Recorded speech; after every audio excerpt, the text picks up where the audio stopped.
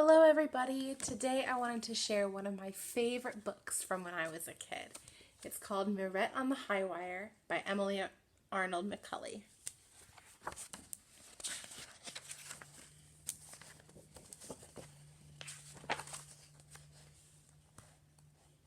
"100 years ago in Paris, when theaters and music halls drew traveling players from all over the world, the best place to stay was at the Widow Gâteau's, a boarding house on English Street. Acrobats, jugglers, actors, and mimes from as far away as Moscow and New York reclined on the widow's feather mattresses and devoured her kidney stews. Look, there she is cooking. And look at all the people eating.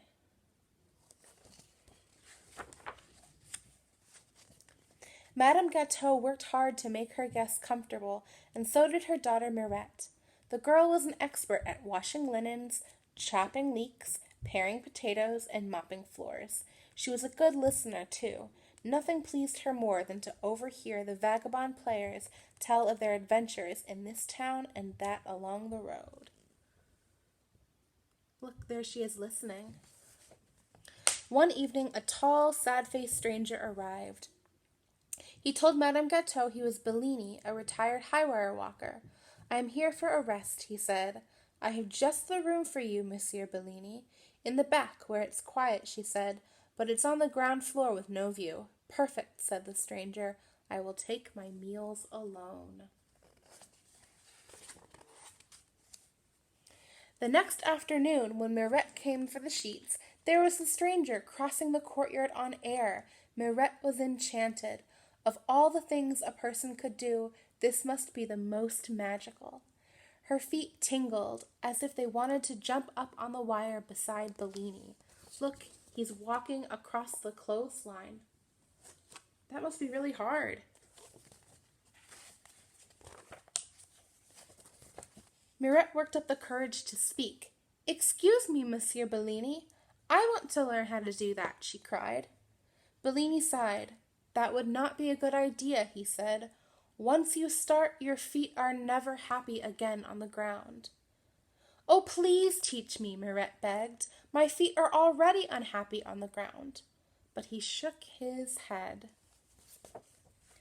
Mirette watched him every day. He would slide his feet onto the wire, cast his eyes ahead, and cross without ever looking down, as if in a trance.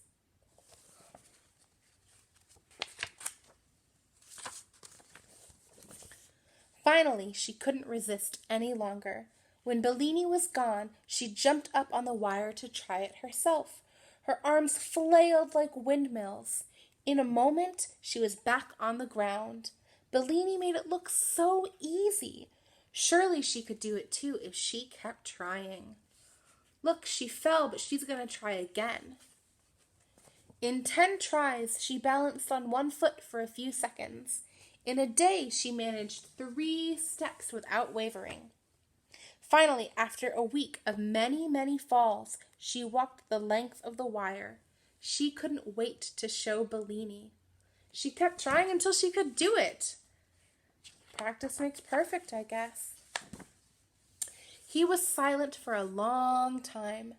Then he said, "In the beginning, everyone falls. Most give up, but you kept trying. Perhaps you have talent as well." "Oh, thank you," said Mirette. She got up 2 hours earlier every day to finish her chores before the sun shone in the courtyard. The rest of the day was for lessons and practice. Bellini was a strict master. "Never let your eyes stray," he told her day after day. "Think only of the wire and of crossing to the end." I wonder what things you have learned to do that took a lot of trying, and that you failed at in the beginning, but you kept going. For me, it was riding a bike. When she could cross dozens of times without falling, he taught her the wire walker's salute. Then she learned to run, to lie down, and to turn a somersault. "I will never ever fall again," Mirette shouted. "Do not boast," Bellini said so sharply that Mirette lost her balance and had to jump down.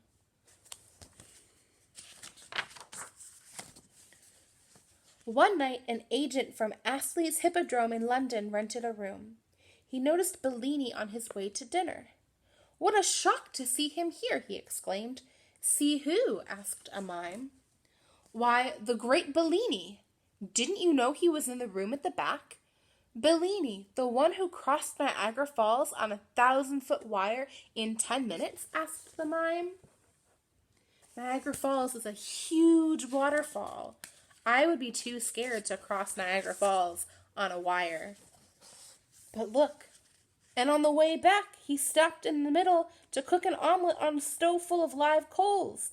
Then he opened a bottle of champagne and toasted the crowd, the agent recalled.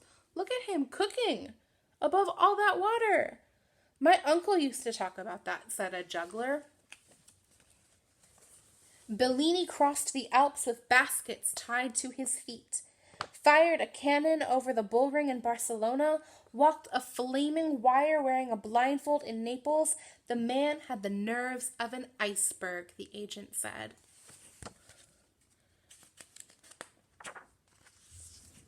Mirette raced to Bellini's room.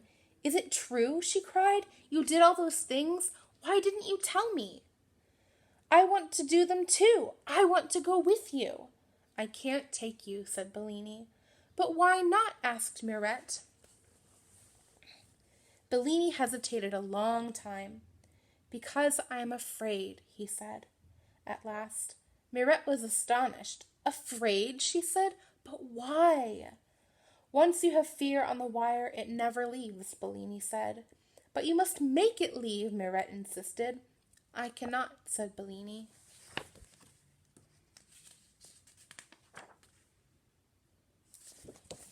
Mirette turned and ran to the kitchen as tears sprang to her eyes. She had felt such joy on the wire.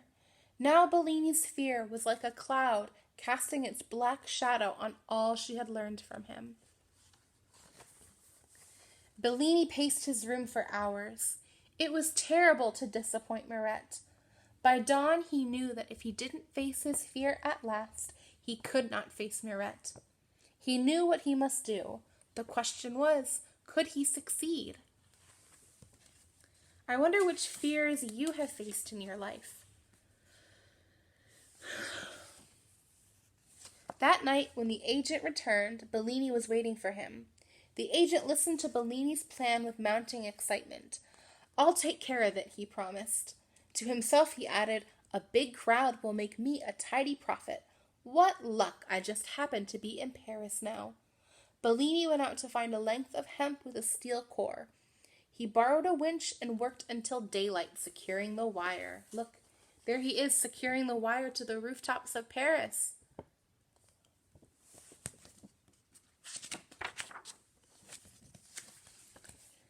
The next evening, Mirette heard the commotion in the street.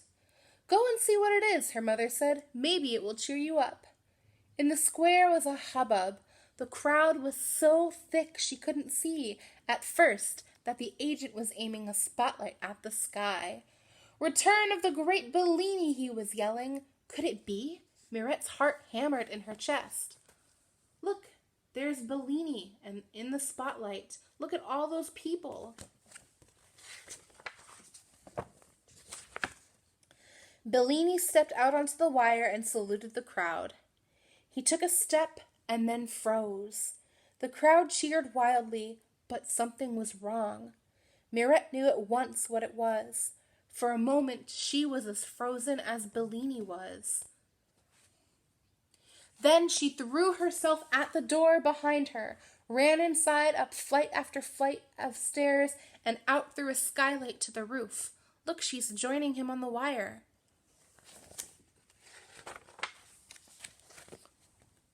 She stretched her hands to Bellini. He smiled and began to walk toward her. She stepped onto the wire, and with the most intense pleasure, as she had always imagined it might be, she started to cross the sky. "Bravo! Bravo!" roared the crowd. "Look, she's reaching for Bellini."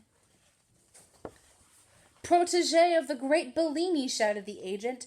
He was beside himself, already planning the world tour of Bellini and Mirette.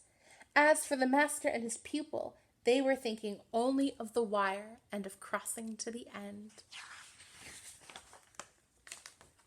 And look, here's a poster. It says Mirette and Bellini Wire Walkers, Stupendous Feats. The end. I hope you all enjoyed. This is one of my favorite books. Take care. Bye.